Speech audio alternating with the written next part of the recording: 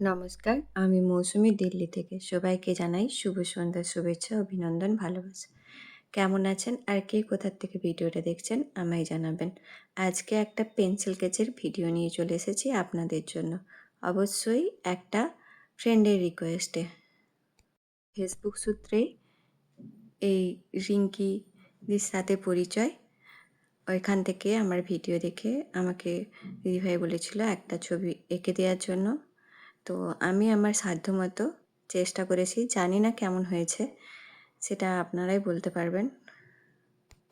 দিদিভাইয়ের আইডি নাম আমি প্রথমেই ভিডিওটার শুরুতে উল্লেখ করে দিয়েছি। ওইখান থেকে ছবি নিয়ে আমি এটাকে বানিয়ে দিয়েছি। এটা আমি পেন্সিল স্কেচই বানিয়েছি। প্রথমে আমি হেয়ারটা করে নিচ্ছি, একটু একটু করে স্টক দিয়ে দিয়ে আমি হেয়ারটা করে নিলাম। তারপরে একটু বর্ডার দিয়ে দিলাম চারপাশে রোলারের সাহায্যে। আবার ফির আমি চুলের অংশটা করে নিচ্ছি। চুলের অংশটা হয়ে গেলে তারপরে আমি মুখের ধারে যে একটা ছায়া প্রথমে, তারপরে ঠোঁটটা করে নিচ্ছি। ঠোঁটটা করে নেওয়ার পরে ঠোঁটটাকে একটু ইয়ে করে যেইভাবে ছিল সেইভাবে করে হালকা ইয়ে করে তারপরে আমি হালকা মুখের উপরে যে চোয়ালের জায়গাটা থাকে ওইখানটায় একটা ছোট্ট ছাপ আসছিল, ওই রকম টাইপের করে নিয়েছি। এরপরে করেছি কি, মুখের ডান দিকের অংশতে হয় না একটা প্রতিচ্ছবি টাইপের হালকা আসে, ওইটা করে নিয়েছি।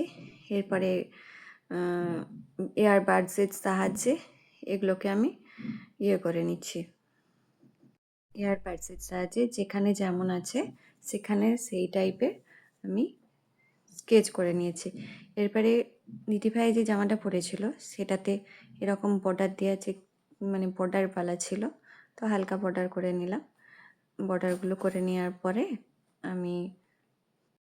তারপরে আমি চুলটা করে নিচ্ছি। যেহেতু বেনুনি ছিল, তো বেনুনি করে নিয়ে জামাটা ঠিক করে নিলাম। দিয়ে তারপরে এরপরে কী করবো, এখানেও হালকা হালকা হয় না জামা পরলে সাইডগুলোতে যে একটা ছাপ পড়ে সেগুলো করে নিলাম। করে নেওয়ার পরে এইগুলোতেও আমি একটু স্ট্র দিয়ে দিলাম। তারপরে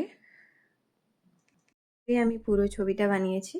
আপনারা জানাবেন ছবিটা আপনাদের কেমন লাগলো। যদি ভালো লেগে থাকে তাহলে লাইক, কমেন্ট, শেয়ার করে পাশে থাকবেন। সকলকে অসংখ্য ধন্যবাদ আমার ছবিটা দেখার জন্য, আমার পাশে থাকার জন্য।